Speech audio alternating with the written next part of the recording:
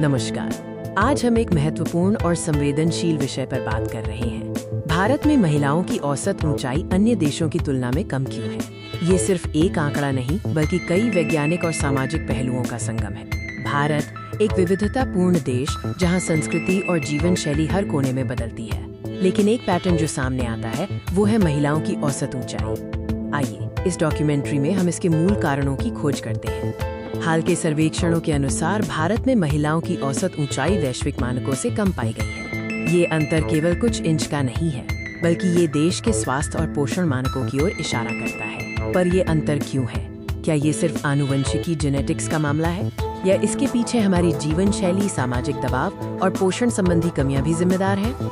इस डॉक्यूमेंट्री में हम इन कारणों को वैज्ञानिक, सामाजिक और भावनात्मक दृष्टिकोण से समझेंगे। हम जानेंगे कि पोषण, हार्मोन और यहाँ तक कि सामाजिक परंपराएं कैसे किसी व्यक्ति की अंतिम ऊंचाई को प्रभावित करती हैं। ऊंचाई का निर्धारण एक जटिल प्रक्रिया है जो बचपन और किशोरावस्था के दौरान होती है। आइए पहले इसके वैज्ञानिक आधारों को समझते हैं। किसी व्यक्ति की ऊंचाई का लगभग 80% हिस्सा उसके आनुवंशिकी पर निर्भर करता है। भारतीयों में कुछ विशिष्ट जीन वेरिएंट्स हो सकते हैं जो स्वाभाविक रूप से कम ऊंचाई से जुड़े होते हैं। ये एक पीढ़ी से दूसरी पीढ़ी में विरासत में मिलता है। लेकिन आनुवंशिकी ही एकमात्र कारक नहीं है।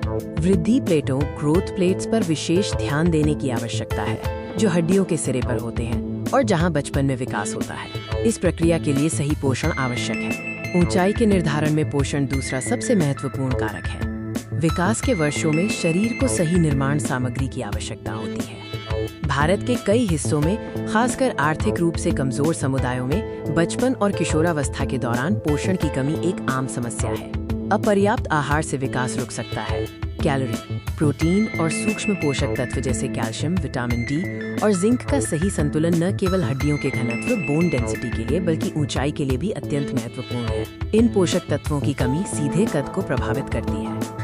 आनुवंशिकी और पोषण के अलावा हमारे शरीर के आंतरिक हार्मोनल और स्वास्थ्य कारक भी ऊंचाई को नियंत्रित करते हैं। ग्रोथ हार्मोन, थायराइड हार्मोन और सेक्स हार्मोन सभी मिलकर विकास की प्रक्रिया को नियंत्रित करते हैं। इन हार्मोनों के उत्पादन या क्रिया में कोई भी असंतुलन कद को कम कर सकता है। बार बार होने वाली बीमारियां, विशेष रूप से बचपन में दस्त या श्वसन संक्रमण, शरीर को पोषक तत्वों का उपयोग करने से रोकते हैं, जिससे विकास धीमा हो जाता है। बेहतर स्वास्थ्य सेवा और स्वच्छता इन बाधाओं को कम करने में महत्वपूर्ण है। अब हम उन अदृश्य लेकिन शक्तिशाली सामाजिक और जीवन शैली कारकों पर नजर डालते हैं जो भारत में महिलाओं की ऊंचाई को प्रभावित करते हैं। कम उम्र में शादी और गर्भावस्था महिलाओं के विकासशील शरीर पर भारी दबाव डालती है। जब शरीर को स्वयं बढ़ने के लिए ऊर्जा की आवश्यकता होती है, तो गर्भावस्था और बच्चे की देखभाल में वो ऊर्जा बढ़ जाती है, जिससे पूर्ण विकास नहीं हो पाता। हालांकि कुछ क्षेत्रों में महिलाएं कठोर शारीरिक श्रम करती हैं, लेकिन आवश्यक व्यायाम या खेलकूद की कमी भी एक कारक हो सकती है। संतुलित शारीरिक गतिविधि हड्डियों को मजबूत करने और विकास को बढ़ावा देने के लिए महत्वपूर्ण है। भारत में महिलाओं की कम ऊंचाई आनुवंशिकी, पोषण, स्वास्थ्य और सामाजिक कारकों का एक जटिल मिश्रण है, लेकिन इस समस्या का समाधान संभव है। सबसे पहला कदम है पोषण और स्वास्थ्य सेवाओं में सुधार लाना।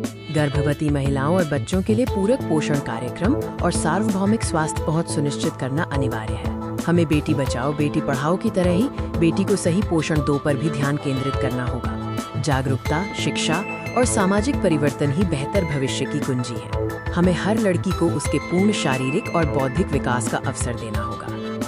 धन्यवाद।